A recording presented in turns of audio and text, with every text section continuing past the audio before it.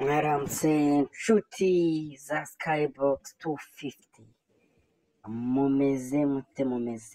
Ni nyuma yaho mboneye ibinyamakuru byinshi bigaragaza ko M23 yaba yavuye mu mujyi wa Bukavu. Uko si ukuri, kandi nimusanga abantu babikoze abenshi ni abantu bahabwa amakuru nabo n'ibindi binyamakuru. Hari abantu bakomeye batangaza inkuru zo kuri iyi ntambara, ariko nabo ubwabo batagera ku kibuga, bareba iby'ibinyamakuru biba byagiye byandika bitandukanye, bo bagashungura and then bagakora inkuru. Ni inkuru yahereye kuri uyu mugoroba washize, ariko nta kuri kubirimo. M23 mwebwe murumva yafashe Goma, urumva yafata Bukavu, abasirikare ba FARDC bo ubwabo bikuyemo, aba wazalendo bikuramo, abarundi nabo bikuramo, biba gutyo bagenza uko.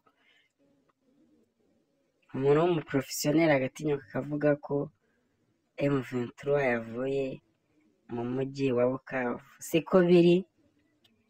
M23 iri Bukavu mu mujyi yahageze, ndetse no kugira bicanga abantu nuko babonye abasirikare benshi binjira muri Bukavu mu masaha ya nimugoroba bari mu mamodoka. Bo bibwira ko ari FARDC igarutse. Umuntu yarahunze ari gukiza amagara yiwe, urumva wowe yagarurwa n'iki? Ariko ni M23 yarije nk'uko bisanzwe, bari bambaye imyenda ya FARDC, ndetse harimo n'abandi bambaye umucanganyiko. Niko kujija abantu bakavuga ati se FARDC iragarutse, ntabwo M23 yaza mu mamodoka. Niyo yarije, ahubwo mu kanya gato tugiye kujya kuri Rusizi ya mbere ndetse na Rusizi ya kabiri kugira turebe nimba baje. Wakwibaza uti se ni iyihe mpamvu batarwaniye muri uyu mujyi wa Bukavu? Uyu mujyi wa Bukavu niho Madame wa Tshisekedi avuka.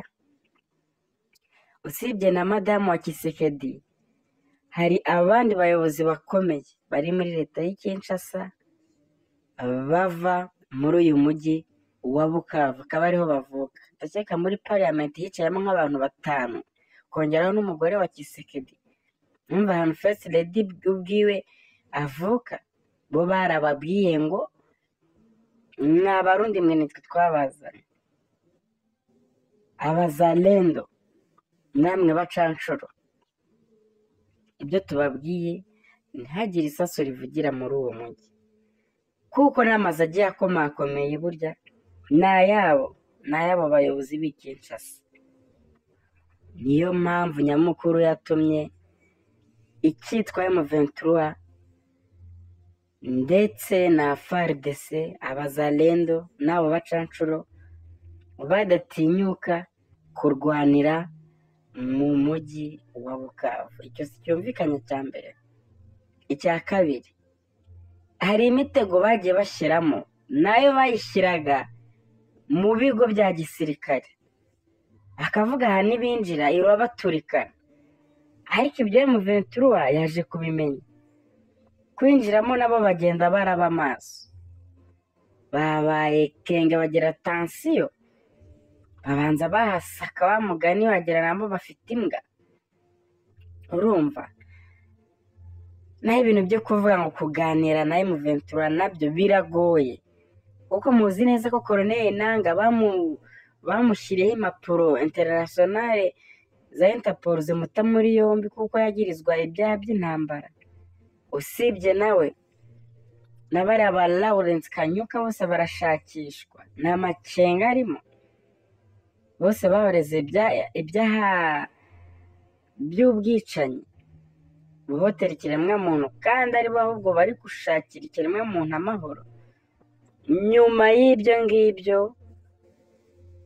ikintu kiri hafi cyo kugira byibura baganire nuko Tshisekedi we ubwe izo mpapuro yazikuraho akazisiba, ndetse akavuga ati nemeye noneho ibiganiro na M23 akareka kubitwerera u Rwanda, ndetse n'abayobozi yasimbuye harimo Joseph Kabila Kabange.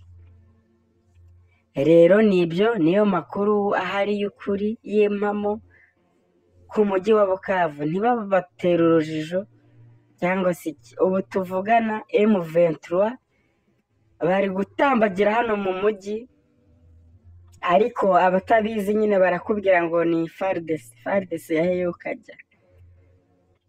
Ayo niyo makuru y'imvaho ahari. Bagiye kureba uko bakiriyaringa umupaka, kuko umupaka naho bavuyemo barirukanka.